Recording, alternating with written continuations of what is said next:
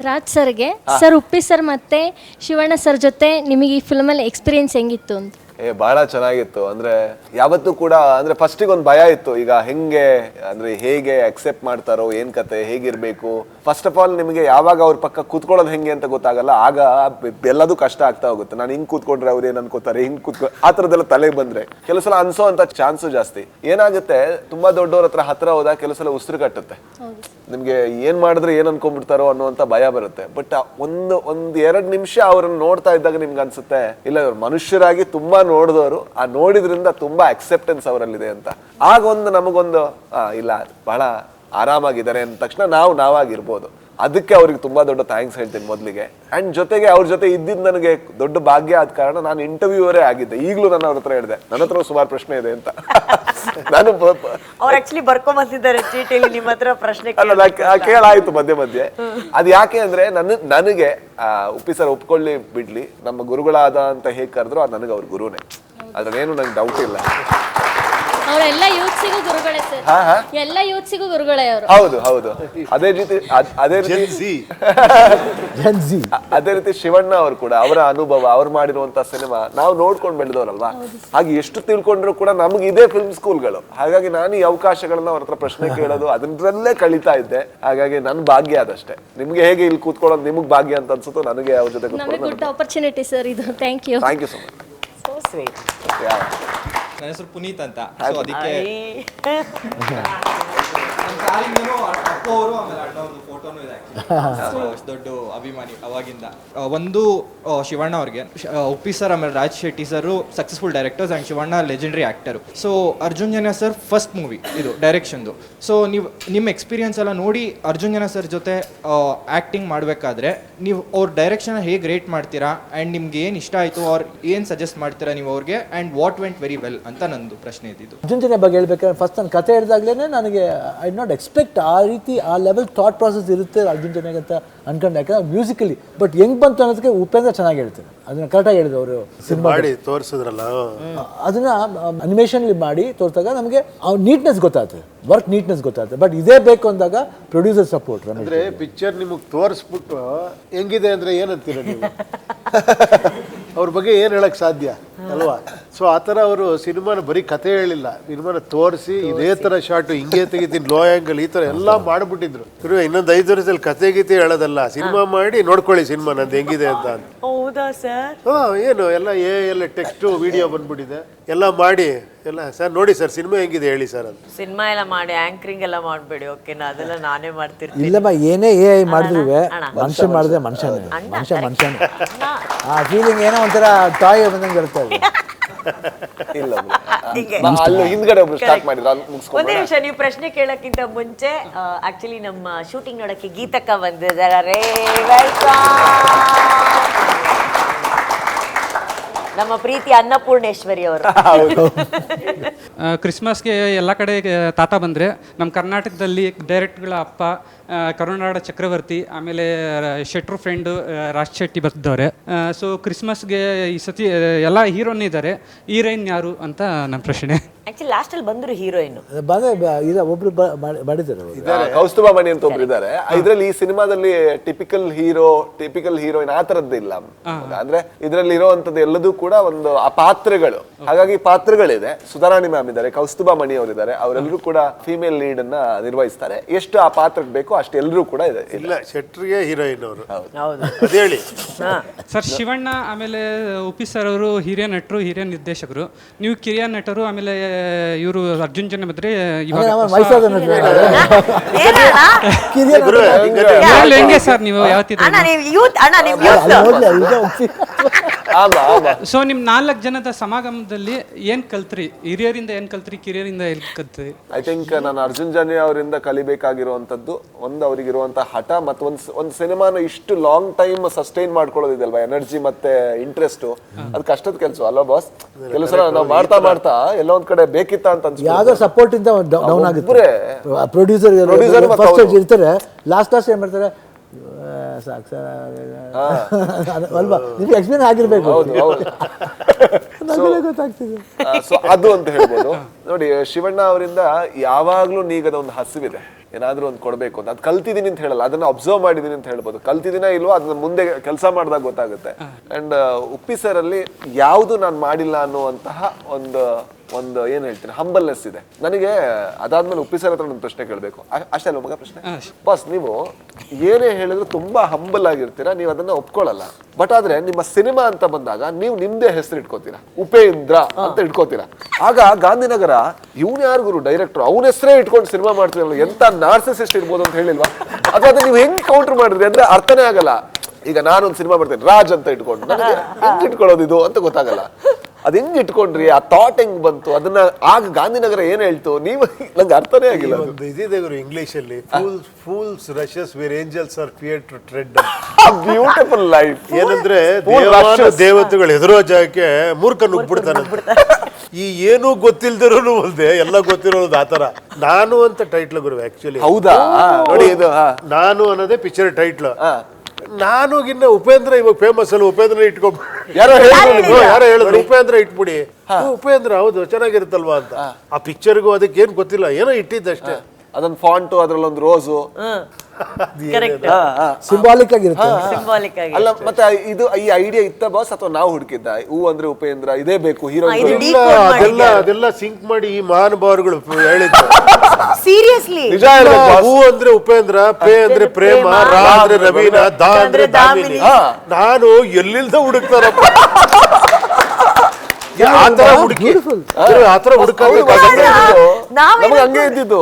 Correct. ನಾನ್ ನಿಜ ಅನ್ಕೊಂಡೆ Uppi sir ಇದನ್ನ ಮನ್ಸಲ್ಲಿ ಇಟ್ಕೊಂಡು ಉಪೇಂದ್ರ ಅಂತ ಬರ್ದಿದ್ದಾರೆ ಅದ್ ಹೆಂಗ್ ಗುರುವೆ ಆತರ ಹೀರೋಯಿನ್ ಹೆಸರು ಇಟ್ಕೊಂಡು ನಾನು ಇದಕ್ ಮ್ಯಾಚ್ ಇಲ್ಲ ಮಾಡಿ. ಇಲ್ಲ ಇಲ್ಲ ಇಲ್ಲ ಇಲ್ಲ. ಅದೇ ಹೇಳಿ boss. ಇವಾಗ ಅರ್ಥ ಆಯ್ತು ಉಪ್ಪಿ.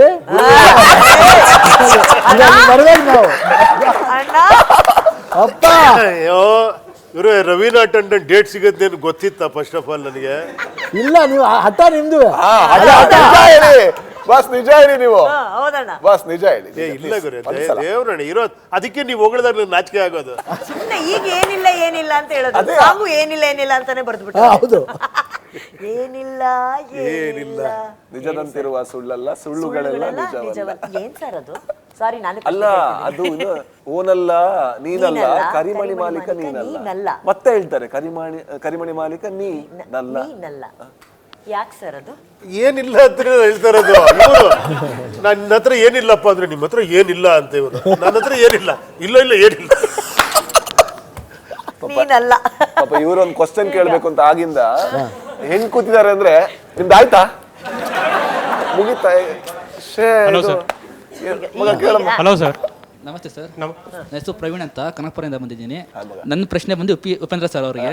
ಸರ್ ನಮ್ಮ ಕ್ವಶನ್ ಅಂದರೆ, ಈಗ ಎ ಅಂತ ಬಂದಿದೆಯಾ ಅಲ್ವಾ, ಎ ಕ್ರಿಯೇಟರ್ಗೆ ಹೆಲ್ಪ್ ಮಾಡುತ್ತಾ ಅಥವಾ ಕ್ರಿಯೇಟರ್ನ ರಿಪ್ಲೇಸ್ ಮಾಡುತ್ತಾ ಸರ್? ಅದೇ ನೀವು ಹೆಲ್ಪ್ ಮಾಡಿಸ್ಕೊಂಡ್ರೆ ಹೆಲ್ಪ್ ಮಾಡುತ್ತೆ. ಅದು ಹೆಂಗ್ ಗೊತ್ತಾ, ಒಂದು ಬ್ರಹ್ಮ ರಾಕ್ಷಸನ್ ತರ ಅದು ನಿಮ್ ಮುಂದೆ ಕೂತ್ಕೊಂಡು ನಿಂತಿದೆ ಏನ್ ಮಾಡ್ಬೇಕು ಅಂತ. ನೀವು ಇದೆಲ್ಲ ಹೊಡೆದಾಕು ಅಂದ್ರೆ 2 ನಿಮಿಷದಲ್ಲಿ ಹೊಡೆದಾಕತ್ತೆ. ಇಲ್ಲೊಂದು ಭವ್ಯ ಭವನ ಕಟ್ಟು ಅಂದ್ರೆ ಕಟ್ಟತ್ತೆ. ನಿಮಗ್ ಬಿಟ್ಟಿದ್ ಏನ್ ಮಾಡ್ತೀರಾ? ತುಂಬ ಕ್ಯೂರಿಯಾಸಿಟಿ ಸತ್ಯ ಕೇಳಿದೆ ಸರ್ ನಿಮಗೆ. ಅಣ್ಣ ನೆಕ್ಸ್ಟ್ ಅವ್ರಿಗೂ ಕೊಡಿ, 5 ಪ್ರಶ್ನೆ ಕೇಳ್ತೀರಾ ಅವ್ರವ್ರು. ಹಲೋ ಸರ್, ನಮಸ್ತೆ. ನನ್ನ ಪ್ರಶ್ನೆ ಉಪ್ಪಿ ಸರ್ಗೆ. ಸರ್, ಸಿನಿಮಾನ, ಜೀವನನ, ಪ್ರಪಂಚನ ಎಷ್ಟು ವಿಭಿನ್ನವಾಗಿ ನೋಡ್ತೀರಾ ಸರ್? ಇಲ್ಲ, ಎಲ್ಲರೂ ವಿಭಿನ್ನವಾಗಿ ನೋಡಕ್ ಪ್ರಯತ್ನ ಪಟ್ಟೆ ಅದು ವಿಚಿತ್ರವಾಗಿ ಕಾಣಿಸ್ತಿರೋದು. ಸ್ಟ್ರೈಟ್ ಆಗಿ ನೋಡಿದ್ರೆ ತುಂಬಾ ಚೆನ್ನಾಗಿರುತ್ತೆ, ಇರೋದು ಇದ್ದಂಗೆ ನೋಡಿದ್ರೆ ತುಂಬಾ ಚೆನ್ನಾಗಿರುತ್ತೆ. ಇರೋದು ಇದ್ದಂಗೆ ನೋಡ್ರಿ ಅಂದ್ರೆ ಇವ್ನು ಯಾರೋ ವಿಭಿನ್ನ ಅಂತಾರೆ. ನಿಜವಾಗ್ಲೂ. ಆಕ್ಚುಲಿ ಇನ್ನೊಂದು ಪ್ರಶ್ನೆ ಕೇಳಕ್ಕಿಂತ ಮುಂಚೆ ನಿಮ್ನೆಲ್ಲ ಮೀಟ್ ಮಾಡೋದಕ್ಕೆ ನಮ್ಮ ಲೇಡಿ ಆಟೋ ಡ್ರೈವರ್ಸ್ ಅಲ್ಲಿ ಬಂದಿದ್ದಾರೆ ನೋಡಿ. ಐ ಥಿಂಕ್ ನಿಂತ್ಕೊಳ್ಳಿ ಮೇಡಮ್. ಸೂಪರ್. ಆಟೋ ಶಂಕರ್ನ ಮೀಟ್ ಮಾಡಕ್ ಬಂದಾರೆ ನೋಡಿ. ನಿಮ್ಮ ಹತ್ರ ಪ್ರಶ್ನೆ ಕೇಳ್ತೀನಿ, ಕುತ್ಕೊಳ್ಳಿ. ನಮಸ್ತೆ ಸರ್. ನಮಸ್ತೆ. ನಮಸ್ತೆ. ನನ್ನ ಹೆಸರು ಭಾರತಿ ಅಂತ, ಬೆಂಗಳೂರು ಗಿರಿನಗರಿಂದ ಬಂದಿದ್ದೀನಿ. 3 ಜನ ದೊಡ್ಡ ನಟರನ್ನ ಒಂದೇ ವೇದಿಕೆ ಮೇಲೆ ನೋಡೋದು ತುಂಬ ಸಂತೋಷ ಆಗ್ತಿದೆ. ಹಾಗೆ ಅನುಶ್ರೀ ಮೇಡಮ್ ಬಂದ ತಕ್ಷಣ ಎಲ್ಲರೂ ವಿಚಾರಿಸ್ಕೊಂಡ್ರಿ, ಆ ಗುಣನೇ ನಿಮ್ಮನ್ನು ಬೆಳೆಸ್ತಾ ಇದೆ ಅಂತ ನಾನು ಅಂದ್ಕೊಳ್ತೀನಿ. ಬಿಕಾಸ್ ಆ ಮಾತುಗಳೇ ನಮ್ಮಿಬ್ಬರ ಮಧ್ಯೆ ಸೇತುವೆ ಆಗುತ್ತೆ. ಆಮೇಲೆ ನಿಮಗೆ ಸರ್ 3 ಜನಕ್ಕೆ ಪ್ರಶ್ನೆ. ಈ ಒಂದು ಚಿತ್ರದಲ್ಲಿ ಪಾತ್ರದ ಬೇಡಿಕೆನ ನೀವು ಅಥವಾ ನಿರ್ಮಾಪಕರ ಬೇಡಿಕೆನ? ಬಿಕಾಸ್ ಒಂದೊಂಥರ ಇಂಟ್ರೆಸ್ಟಿಂಗ್ ಆಗಿದೆ, ಹಾಗಾಗಿ ಇಲ್ಲಿ ಪಾತ್ರದ ಬೇಡಿಕೆನ ಇವರು ಅಂತ ನಂದು. Wow, that's so nice. ಭಾರತೀಯರ ಒಳ್ಳೆ ಕ್ವಶನ್ ಇದು. ಆ್ಯಕ್ಚುಲಿ ಅದ್ರ ಪ್ರಕಾರನೇ ಡಿಸೈನ್ ಮಾಡೋದು ಕ್ಯಾರೆಕ್ಟ್ರು. ಅರ್ಜುನ್ ಜನ್ಯ ಡಿಸೈನ್ ಮಾಡೋದು ಅದಕ್ಕೋಸ್ಕರ. ಪಾತ್ರದ ಬೇಡಿಕೆನೇ ಅಮ್ಮ, ಪಾತ್ರದ ಬೇಡಿಕೆನೆ 100%. ನೀವು ನೋಡಿದ್ರೇನೆ ಗೊತ್ತಾಗತ್ತೆ. ಇದು ಶಿವಣ್ಣನೇ ಮಾಡಬೇಕು, ಇದು ಇದು ಸಿನಿಮಾ ಬಂದು ನೋಡಿದಾಗ ನಿಮಗೆ ಅನ್ಸುತ್ತೆ ಎಷ್ಟು ಚೆನ್ನಾಗಿ ಕಾಸ್ಟಿಂಗ್ ಮಾಡಿದ್ದಾರೆ ಅವರು ಅಂದ್ರೆ ಆ ರಿಪ್ಲೇಸ್ಮೆಂಟ್ ಸಿಗೋದಕ್ಕೆ ಸಾಧ್ಯ ಇಲ್ಲ. ಅದ್ರ ಅರ್ಥ ಏನು ಅಂದ್ರೆ ಅವ್ರ ಪಾತ್ರಗಳಾಗಿ ಅದು ಕಾಣಿಸ್ತಾರೆ ಅನ್ನೋ ಕಾರಣಕ್ಕೋಸ್ಕರ ಆಯ್ಕೆ ಮಾಡಿದ್ದು, ನಿರ್ಮಾಪಕರಿಗೋಸ್ಕರ ಅಲ್ಲ. ಇನ್ಫ್ಯಾಕ್ಟ್ ನಾನು ನಿನ್ನೆ ಒಂದು ಇಂಟರ್ವ್ಯೂ ನೋಡ್ತಿದ್ದೆ ಯೂಟ್ಯೂಬಲ್ಲಿ. ಭಾರತಿ ಮ್ಯಾಮ್, ಸುದೀಪ್ ಸರ್ ಅವರು ಅರ್ಜುನ್ ಸರ್ಗೆ ಡೇ 1 ಈ ಕ್ಲಾರಿಟಿ ಇತ್ತು, ಈ ಪಾತ್ರ ಇವರೇ ಮಾಡಬೇಕು ಅಂತ ಹೇಳಿ. ಅವ್ರು ಫಸ್ಟ್ ಹೋಗಿ ಸುದೀಪ್ ಸರ್ಗೆ ಕಥೆನ ಈ ಥರ ನಾನೊಂದು ಡೈರೆಕ್ಟರ್ ಆಗಬೇಕು, ಸಿನಿಮಾ ಮಾಡ್ತೀನಿ ಅಂತ ಹೇಳಿದಾಗ ಸುದೀಪ್ ಸರ್ಗೆ ಹೋಗಿ ಕತೆ ಹೇಳಿದ್ರಂತೆ ಅರ್ಜುನ್ ಸರ್. ಸುದೀಪ್ ಸರ್ ಆ ಇಂಟರ್ವ್ಯೂಲಿ ಹೇಳ್ತಾರೆ. ಬಂದ ತಕ್ಷಣ ಸುದೀಪ್ ಸರ್ ಫುಲ್ ಕತೆ ಎಲ್ಲ ಕೇಳಿ ಹಾಂ ಚೆನ್ನಾಗಿದೆ, ಸುದೀಪ್ ಸರ್ ಅಂದ್ಕೊಂಡ್ರಂತೆ ನಂದು ಯಾವುದೋ ಒಂದು ಹೆಸರು. ಅವ್ರು ಯಾರ್ಯಾರು ಮಾಡ್ತಿದ್ದಾರೆ ಅದೇಣ ಶಿವಣ್ಣ, ಆಮೇಲೆ ಉಪ್ಪಿ ಸರು, ರಾಜ್ಬೀರ್ ಶೆಟ್ಟಿ. ಅವ್ರು ಎಷ್ಟು ಖುಷಿ ಪಟ್ರು ಅಂದರೆ ನನ್ನ ಮಾತುಗೋಸ್ಕರ ಅಥವಾ ನನ್ನ ಸಮಾಧಾನಕ್ಕೋ ಅಥವಾ ನನ್ನನ್ನು ಖುಷಿ ಪಡಿಸೋದಕ್ಕೂ ಕೂಡ ಅರ್ಜುನ್ ಸರ್ 1 ಸೆಕೆಂಡ್ಗೂ ಕೂಡ ಸುದೀಪ್ ಸರ್ ಈ ಪಾತ್ರವನ್ನು ಮಾಡಿ ಅಥವಾ ಯಾರು ಮಾಡ್ಬೋದು ಅಂತ ಕೇಳಲೇ ಇಲ್ಲಂತೆ. ಅಷ್ಟು ಕ್ಲಾರಿಟಿ. ಅರ್ಜುನ್ ಜನ್ಯ ಸರ್ ಅವರು ಈ ಸಿನಿಮಾ ಮಾಡಬೇಕು ಅಂತ ಕತೆ ತಗೊಂಡಾಗ ಹುಟ್ಕೊಂಡಂಥ 3 ಪಾತ್ರಗಳಂದ್ರೆ ಶಿವಣ್ಣ, ಉಪ್ಪಿ ಸರು, ರಾಜ್ಬೀರ್ ಶೆಟ್ಟಿ ಅವರು. ಇವ್ರು ಬಿಟ್ರೆ ಬೇರೆ ಯಾರು ಮಾಡಕ್ ಸಾಧ್ಯನೇ ಇಲ್ಲ ಅನ್ನೋದಾಗೋಯ್ತು. ಎಷ್ಟು ಚೆನ್ನಾಗಿ ಆನ್ಸರ್ ಮಾಡಿದ್ರಿ ನಿಜವಾಗ. ಯಾ ಸರ್, ನಿಜ ಸುದೀಪ್ ಸರ್ ಹೇಳಿದ್ರು. ಇಲ್ಲ ನಿಜವಾಗ್ಲೂ ತುಂಬಾ ಎಷ್ಟು ಕ್ಲಿಯರ್ ಆಗಿ, ಎಷ್ಟು ಸ್ಪಷ್ಟವಾಗಿ ಅದಕ್ಕೆ ಜೈ ಜೈ ಮಾ. ಅದಕ್ಕೆ ಅಲ್ಲಿದ್ದೀರಾ ನೀವು. Thank you sir. ನನ್ನ ಹೆಸರು ಭರತ್ ಅಂತ. ಫಸ್ಟ್ ಆಫ್ ಆಲ್ ನಿಮ್ಮನ್ನ ಎಲ್ಲರೂ ಈ ವೇದಿಕೆಯಲ್ಲಿ ನೋಡಿ ತುಂಬ ಖುಷಿ ಆಯಿತು. ನಾನು ಉತ್ತರ ಕರ್ನಾಟಕ ಬಿಜಾಪುರಿಂದ ಬಂದಿರೋದು. ನಿಮ್ಮ ಈ ಎಲ್ಲ ಆ್ಯಕ್ಟರ್ಸನ್ನು ನಮ್ಮ ಉತ್ತರ ಕರ್ನಾಟಕದ ತುಂಬ ಪ್ರೀತಿಸ್ತಾರೆ ನಿಮ್ಮೆಲ್ಲರನ್ನು. ಅದಕ್ಕೆ ನನ್ನ ಪ್ರಶ್ನೆ 45 ಅಂದರೆ ನಿಮ್ಮ ಪ್ರಕಾರ ಏನು, ಇದರಿಂದ ಜನರಿಗೆ ಯಾವ ಥರ ಸಂದೇಶ ಕಳಿಸ್ತೀರಿ? ಏನ್ ಮೆಸೇಜ್? 45 ಅಂದರೆ emotion. It's about the emotion. ಅದಕ್ಕೆ ಟ್ರೈಲರ್ ಹೇಳ್ತಾರೆ come to the world of 45 ಅಂತ. ಸೊ ಆ 45 ವರ್ಲ್ಡ್ ಬನ್ನಿ, ನೋಡಿ, ಅನುಭವಿಸಿ. Okay sir. So I think ಸಿನಿಮಾದಲ್ಲಿ ಒಂದು ಮೆಸೇಜ್ ಇರಬೇಕು ಅನ್ನೋದು ಒಂದು ಸತ್ಯ. ಇನ್ನೊಂದು ಕಡೆ ಮೆಸೇಜ್ ಮಾತ್ರ ಇರಬಾರ್ದು, ಒಂದು ಎಕ್ಸ್ಪೀರಿಯನ್ಸ್ ಇರಬೇಕು. 45 ನಮ್ಮ ಲೆಕ್ಕದಲ್ಲಿ ಯಾವ ತರ ಅಂದ್ರೆ ಆ ಎಕ್ಸ್ಪೀರಿಯನ್ಸ್ ಏನಾಗುತ್ತೆ ಅದು ನಮಗೆ ಮೆಸೇಜ್ ಆಗಿ ಕನ್ವರ್ಟ್ ಆಗುತ್ತೆ ಅಂತ ಅನ್ಸುತ್ತೆ. ಇದು ತಾಳಕ್ಕಾಗಲ್ಲ ಪಿಕ್ಚರ್ ಇದು ಹೆಂಗಿದೆ ಗೊತ್ತಾ, ಈ ಕಾಲೇಜಲ್ಲೆಲ್ಲ ನೀವು ಹೊಸದಾಗಿ ಬಂದಿರೋ Drag ಮಾಡ್ತಾ ಇದ್ದಾರೆ madam. ಡ್ರ್ಯಾಗ್ ಮಾಡ್ತಾ ಇದ್ದಾರೆ. ಅಲ್ಲ ಅಂದ್ರೆ ಕ್ಲಬರಾಗಿ ಸ್ಟೋರಿ ಬಿಟ್ಕೊಡ್ದೇನೆ ಸ್ಟೋರಿ ಹೇಳೋದಿದೆಯಲ್ಲ, ಬಹಳ ಕಷ್ಟ ಅಣ್ಣ. ಅದನ್ನ ನಿಜವಾಗ್ಲೂ ರಾಜ್ ನನ್ನ ಮಗಳು ಕೇಳ್ತಿದ್ದ ಬ್ಯೂಟಿಫುಲ್ ಆಗ this is what is the film. Experience is the message. ಆ ಪಾತ್ರಗಳು ಇನ್ನೊಂದು ರಿಕ್ವೆಸ್ಟ್, ನಮ್ಮ ಉತ್ತರ ಕರ್ನಾಟಕ ಜನ ಎಲ್ಲ ನಿಮ್ನ ತುಂಬಾ ಇಷ್ಟಪಡ್ತಾರೆ. ಒಂದ್ಸತಿ ಆದ್ರೂ ನಮ್ ಕಡೆ ಬಂದು ನಾನು ಈ ಸಿನಿಮಾ ಗೊತ್ತಿಲ್ಲ, ಉತ್ತರ ಕರ್ನಾಟಕದ ಜನ ನಮ್ಮನ್ನ ಸಾಕಿದ್ದಾರೆ ಅಂದ್ರೆ ಕನ್ನಡದ ಎಲ್ಲ ನಮ್ಮನ್ನ ಸಾಕೋದು ಅವರು. ಅದಕ್ಕೋಸ್ಕರ ನಮ್ಮ production house light Buddha films ಅಲ್ಲಿ ನೆಕ್ಸ್ಟ್ ಮಾಡ್ತಾ ಇರುವಂತ ಸಿನಿಮಾ ಉತ್ತರ ಕರ್ನಾಟಕ ಭಾಷೆಯಲ್ಲಿ ಇರುತ್ತೆ. ಅನುಶ್ರೀ ಮ್ಯಾಮ್ಗೆ ಕ್ವಶನ್. ಹೌದು ಮ್ಯಾಮ್. ಅಯ್ಯೋ, ಲವ್ ಯು ಮ್ಯಾಮ್. ನಮ್ಮ ಆಟೋ ಲೇಡಿಯಿಂದ ನಿಮ್ಗೆಲ್ರಿಗೂ ಲವ್ ಯು. ಫಿಲಿಮ್ ತುಂಬಾ ಚೆನ್ನಾಗಿ ನಡೀಲಿ, ನಾವು ಅದಕ್ಕೆ ಸಾಥ್ ಇರ್ತೀವಿ ಸರ್. ನಮ್ಮ ಆಟೋ ಹಿಂದೆಗಡೆ ನಾವು ಪೋಸ್ಟರ್ಗಳನ್ನು ಹಾಕೊಂಡು ಮ್ಯಾಮ್. ನಿಮ್ಗೊಂದು ಕ್ವಶನ್ನು. ನಮ್ಮ ಹೆಣ್ಮಕ್ಳು ಸ್ವಲ್ಪ ಜನ ಧೈರ್ಯವಾಗಿಯೂ ಇದ್ದಾರೆ, ಸ್ವಲ್ಪ ಜನ ಮನೇಲಿ ಏನೋ ಟ್ರಸ್ಟು ಏನೋ ಇರುತ್ತೆ ಪ್ರಾಬ್ಲಮ್ಗಳು. ಅವ್ರು ಆಟೋ ಓಡಿಸ್ಬೇಕಾದ್ರೆ ತುಂಬ ಡಲ್ಲಾಗಿ ಓಡಿಸ್ತಾ ಇರ್ತಾರೆ. ನಿಮ್ಮನ್ನು ನೋಡಿ ನಾನು ಕಲಿ ಅಂತ ಅವ್ರಿಗೆ ಹೇಳ್ತೀನಿ. ನೀವು ಈ ಥರ ಇರೋಕ್ಕೆ ನಮಗೊಂದು ಹೆಣ್ಮಕ್ಳಿಗೆ ಧೈರ್ಯ ಕೊಡಿ ಅಂತ ನನ್ನ ಕಡೆಯಿಂದ ಒಂದು ನಿಮಗೆ. ಇಲ್ಲ, ನಾನು ಅವಾಗಲೇ ಹೇಳ್ದೆ ಇಲ್ಲ ಅಣ್ಣನ ಹತ್ರ, ಇಂಥ ಟ್ರಾಫಿಕಲ್ಲಿ ಅದು ರೋಡಲ್ಲಿ ಇಳಿದ ತಕ್ಷಣ ಯಾರೇನು ಬೈ ನೋಡಿಲ್ವಾ ಎತ್ತ ಹಿಂಗೆಲ್ಲ ಬಾಯ್ತಾ ಇರೋ ಮಧ್ಯದಲ್ಲಿ ನೀವು ಅಷ್ಟು ಧೈರ್ಯವಾಗಿ ಆಟೋ ಓಡಿಸ್ತಿದ್ರಲ್ಲ, ಆ ಧೈರ್ಯದ ಮುಂದೆ ನಮ್ಮ ಧೈರ್ಯ ಏನೇನೂ ಇಲ್ಲ. ಅಲ್ಲ, ಅವ್ರು ಕೇಳ್ತಿರೋದೇನಂದ್ರೆ ಆ ಥರನೂ ನಿಮ್ಮ ಥರ ನಕ್ಕೊಂಡು ಖುಷಿಯಾಗಿ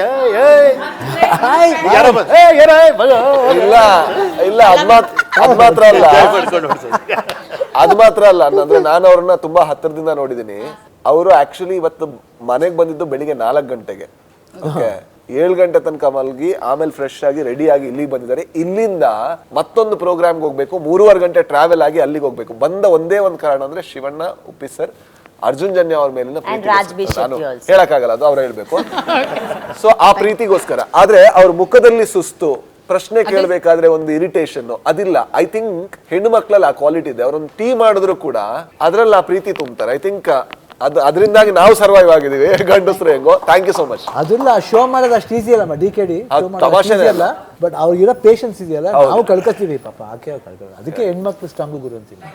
ಇಲ್ಲ ಮ್ಯಾಮ್, ಆ್ಯಕ್ಚುಲಿ ನಾನು ಮುಂಚೆ ಹಾಗೆ ಇದ್ದೆ, ಎಲ್ಲದಕ್ಕೂ ಸಣ್ಣ ಸಣ್ಣದಕ್ಕೂ ಬೇಜಾರು ಮಾಡ್ಕೋತಿದ್ದೆ. ಅವಾಗ ಆ್ಯಕ್ಚುಲಿ ನಾನು ಇಷ್ಟು ನೋನ್ ಆ್ಯಂಕರ್ ಆಗಿರಲಿಲ್ಲ, ಎಲ್ರಿಗೂ ಪರಿಚಯ ಇರುವಂಥ ಆ್ಯಂಕರ್ ಆಗಿರಲಿಲ್ಲ. ಯಾವಾಗ ಜೀವನದಲ್ಲಿ ನನಗೆ ಹಸುವಿನ ಬೆಲೆ ಗೊತ್ತಾಯಿತು, ಯಾವಾಗ ನನಗೆ ಒಂದು ವಿಷಯ ಗೊತ್ತಾಯಿತು, ಫಸ್ಟು ನಾವು ಮಾಡೋ ಕೆಲಸನ ಇಷ್ಟಪಡಬೇಕು. ಆಟೋಮೆಟಿಕ್ಕಾಗಿ ಕೆಲಸನೇ ನಮ್ಮನ್ನು ಇಷ್ಟಪಡುತ್ತೆ. ನಾವು ಮಾಡೋ ಕೆಲಸನ ಇಷ್ಟಪಟ್ಟಿಲ್ಲ ಅಂದರೆ ಆ ಕೆಲಸ ನಮ್ಗೆ ಯಾವತ್ತೂ ಇಷ್ಟಪಡಲ್ಲ. ನಾನು ಮಾಡೋ ಆ್ಯಂಕರಿಂಗ್ನ ಯಾವತ್ತು ಇಷ್ಟಪಟ್ಟೆ, ಆ್ಯಂಕರಿಂಗ್ನ ನೀವು ಇಷ್ಟಪಟ್ರಿ, ಆ ಕೆಲಸ ನನಗೆ ಇಷ್ಟಪಟ್ಟು ಆಗ್ಲಿಂದ ನಾನು ಖುಷಿಯಾಗಿರೋಕ್ಕೆ ಸ್ಟಾರ್ಟ್ ಮಾಡಿದೆ ಸರ್.